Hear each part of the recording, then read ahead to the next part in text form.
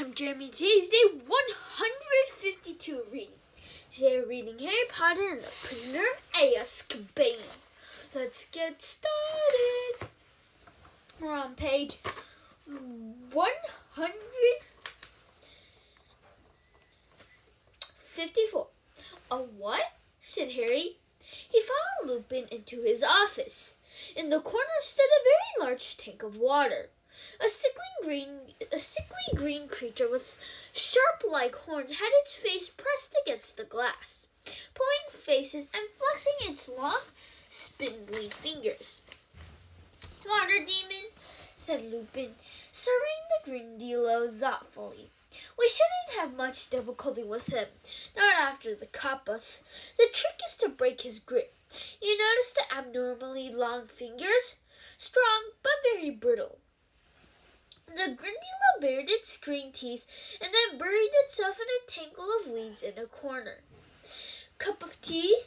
Lupin said, looking around for his kettle. "I was just thinking of making one." "All right," said Harry awkwardly. Lupin tapped the kettle with his wand, and a blast of tea issued suddenly from the spout. "Sit down," said Lupin, taking the lid off a dusty tin. "I've only got tea bags, I'm afraid, but I dare say you've had enough tea leaves." Harry looked at him. Lupin's eyes were twinkling. "How do you know about that?" Harry asked. "Professor McGonagall told me," said Lupin, passing Harry a chipped mug of tea. "You're not worried, are you?" "No," said Harry. He thought for a moment of telling Lupin about the dog he'd seen in Magnolia Crescent, but decided not to. He didn't want Lupin to think he was a coward, especially since Lupin had already seemed to think he couldn't cope with the boggart.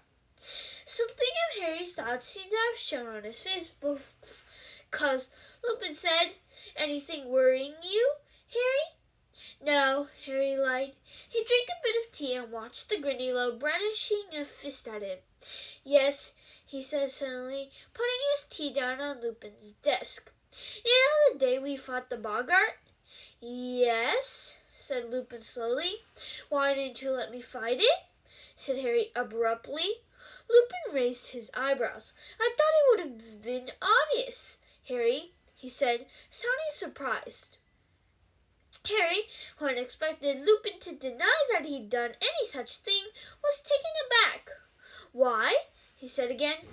"Well," said Lupin, frowning slightly, "assume that if the boggart faced you, it would assume the shape of Lord Voldemort." Harry stared.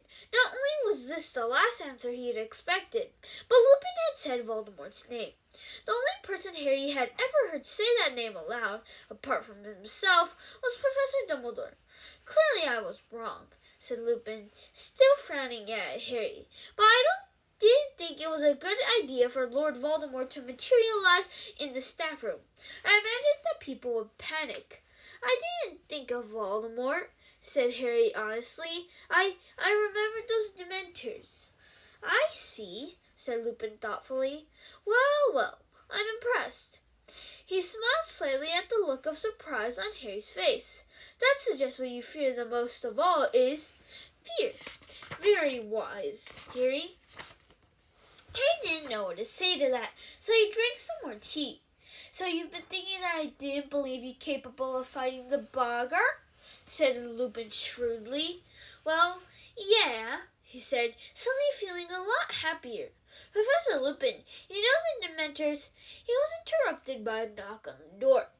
"Come in," called Lupin. The door opened, and in came Snape. He was carrying a goblet, which was smoking faintly, and stopped at the sight of Harry, and his black eyes narrowing.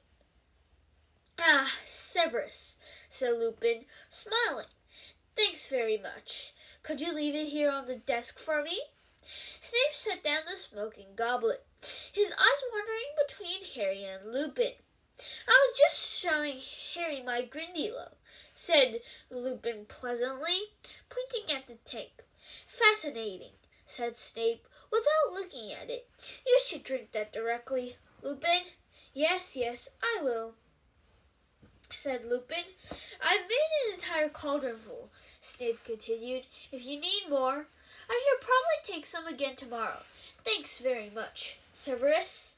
"Not at all," said Snape, but there was a look in his eyes Harry didn't like. He backed out of the room, unsmiling and watchful. Harry looked curiously at the goblet. Lupin smiled. "Professor Snape has very kindly concocted a potion for me," he said.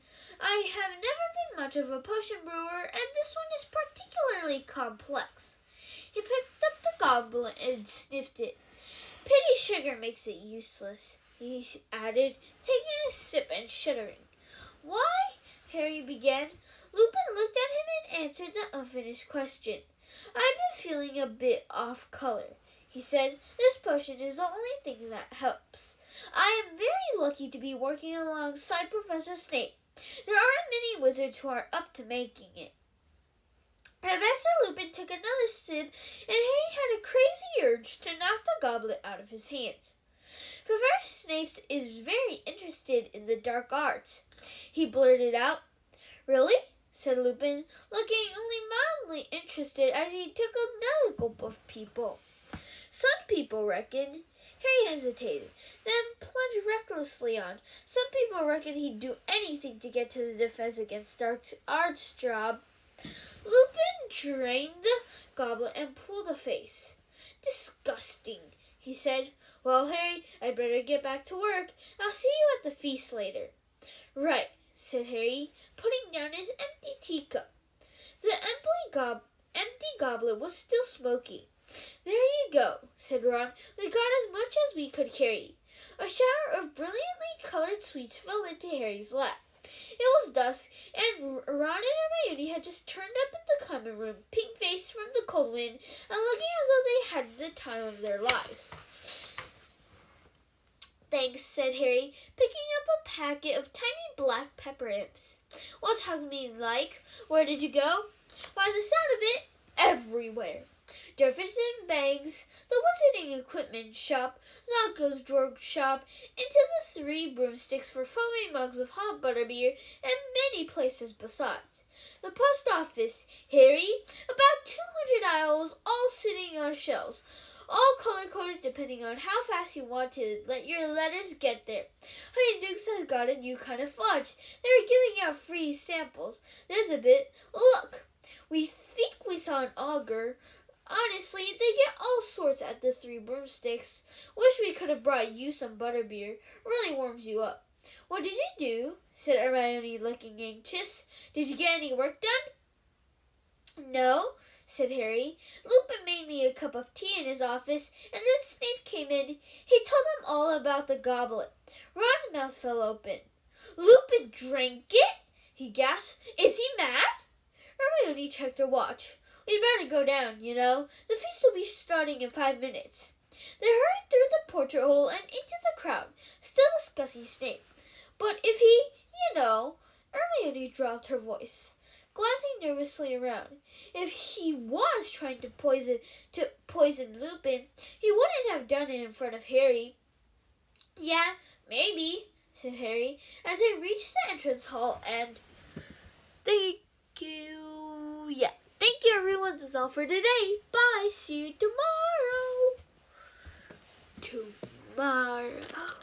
Let's go.